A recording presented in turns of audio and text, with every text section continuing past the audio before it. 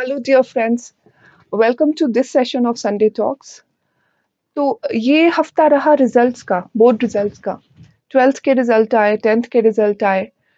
जिन विद्यार्थियों ने अपना क्लास में पास कर लिया है, उन्हें बहुत बहुत बधाई। और जिन्हें लग रहा है कि वो कहीं पीछे रह गए या फिर उनके मार्क्स उम्मीद से कम आए हैं, तो मैं इतना कहूँगी कि कोई भी इम्तिहान आखिरी नहीं होता। हम लोगों ने सफलता को बहुत ज़्यादा दायरों में बांध दिया है। जो एक होड़ लग गई है, बच्चों से ज़्यादा तो मैंने पेरेंट्स को देखा तनाव में। अरे इसके तो 96% ही रह गए, इसके तो 99% आने चाहिए थे। या फिर ये इसका इस वाले कॉम्पिटिटिव एग्जाम में सीट नहीं निकल पाई, अब तो क्या करेंगे, तो किसी लायक नहीं रहा।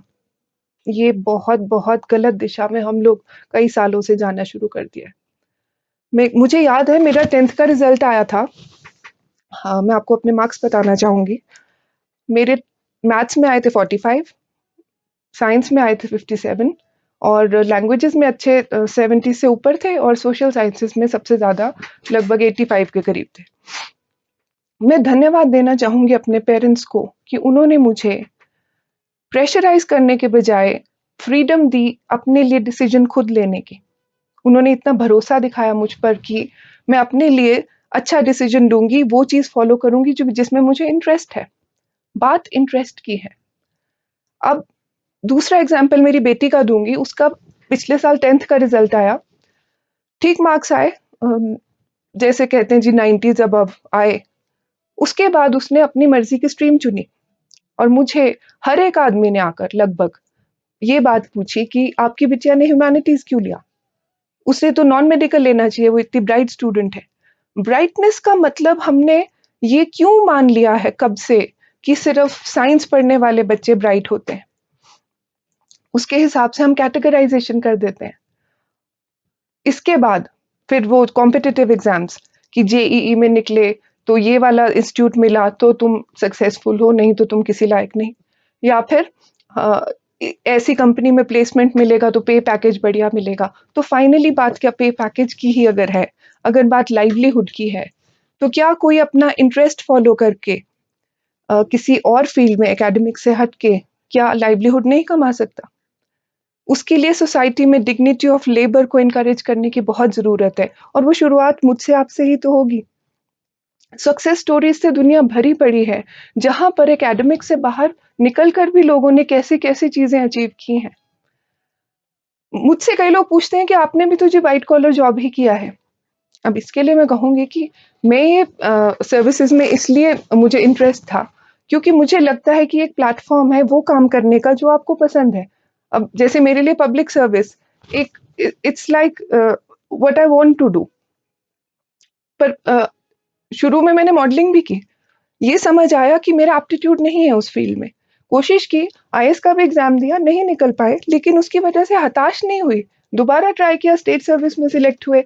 पर आज भी वो फाइनल अचीवमेंट आप नहीं मान सकते क्योंकि अभी भी हर दिन मेरी हर एक परफॉर्मेंस ये डिसाइड करती है कि क्या मैं सही दिशा में हूँ। ज्यादा सीरियस हो रहा है तो एक जोक सुनाती हूँ कि एक पिताजी अपने बच्चे से कहते हैं कि जब लाल बहादुर शास्त्री तुम्हारी उम्र के थे तो वो क्लास में फर्स्ट आते थे। तो बच्चा कहता है कि पिताजी, जब वो आपकी उम्र के थे तो वो तो भारत के प्रधानमंत्री थे। So you know, irrational comparisons हर एक को बुरे लगते हैं। अगर हमारे बच्चे भी हमें कहें कि आप वो क्यों नहीं बने, आप वो क्यों नहीं बने, हमें भी कैसा लगेगा। एक कॉन्सेप्ट है कि education is about learning. Where is the learning now? It's all about marks. 97.6%, 97.8%। हमें तो इतना सिर्फ बुखार आता था और वो जो बात आती थी कि उसकी साड़ी मेरी साड़ी से सफेद कैसे, अब बात होगी है अच्छा उसके मार्क्स मेरे मार्क्स से ज्यादा कैसे या कम कैसे। It's just number, it is just a number.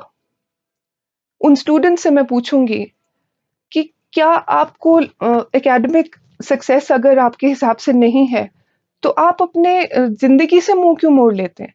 मेरी एक फ्रेंड का भी अभी मुझे मैसेज आया कि उनके यहाँ पर एक लड़के ने नदी में छलांग लगा दी कि अपना कि रिजल्ट इतना अच्छा नहीं आया था। तो क्या सपने जिंदगी से बड़े हैं? सपना बदला भी तो जा सकता है। यदि आपने अपनी जिंदगी से मुंह मोड़ लिया तो सपनों का तो कोई मायने ही नहीं रह गए।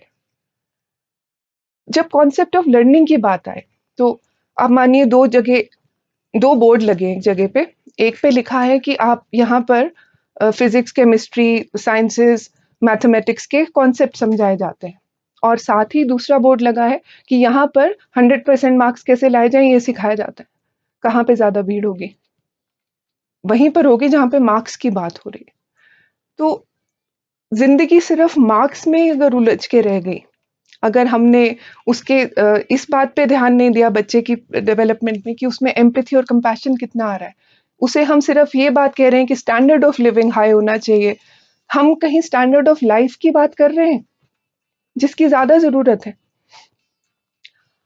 इसके इससे रिलेटेड बात जो आती है कि अगर जिंदगी में हम हर तरह की फ्रीडम बच्चे को दे दें कि वो खुद ही डिसाइड करे, तो वो तो इतना इमेच्योर है, वो कैसे कर पाएगा? तो हो सकता है कि हम अपनी अपब्रिंगिंग पे इसका मतलब क्वेश्चन मार्क लगा रहे हैं कि हमने उसे इतना मेच्योरिटी अपने में लाने ही नहीं दी है। बातें तो इस बारे में कितनी हो सकती हैं कि क्या किया जाना चाहिए क्या नहीं, लेकिन अगर प्रैक्टिकली सोचें तो बच्चे का इंटरेस्ट डेवलप करना, उस चीज को ऑब्जर्व करना, उसे ये पहचानने में हेल्प करना कि उसका इंटरेस्ट किस में है। टैलेंट से ज्यादा इंटरेस्ट मायने रखता है। और इंटरेस्ट कुछ भी हो सकता है। अगर अगर वो कहे कि उसे बागवानी में इंटरेस्ट है, हम किस तरह से इनिशिएटिव को किल करते हैं? हम बोलेंगे अरे तूने माली बनना है। यदि उसे कुकिंग में इंटरेस्ट है तो हम कह देंगे अच्छा तूने बावर्ची बनना है। क्यों? अगर कोई अपने इंटरेस्ट को फॉलो करे तो क्या वो उसमें करियर नहीं बना सकता? बिल्कुल बना सकता है। और हम लोग ऐसे लोगों की सक्सेस स्टोरीज पढ़ के खुद हम लोग बड़े इम्प्रेस हो रहे होते हैं, लेकिन हम वो फ्रीडम नहीं देते किसी चीज को परसू करने की। मूवीज हम अप्रिशिएट करेंगे, छिछोरे, थ्री इडियट्स, तारे जमीन पर, उन सब का जो बेसिक कॉन्सेप्ट है उसे हम अप्रिशिएट करते हैं, सिर्फ मूवी तक सीमित रखते हैं और उसे अपनी जिंदगी में अप्लाई नहीं करते। अब छिछोरे का जो डायलॉग है कि आपका रिजल्ट डिसाइड नहीं करता कि आप सक्सेस हैं या फेलियर, आपकी कोशिश डिसाइड करती है। तो ये तो actually this is Mantra for a successful and happy life, कि कोशिश में कमी मत लाओ।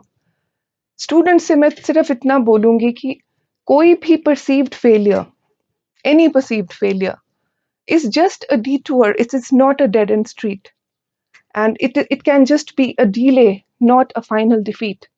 Never just give up on your hopes, on the trust upon your own self, that yes you can do it. आप कुछ भी कर सकते हो जो आप चाहते हो, बशर्ते कि वो सही दिशा में हो।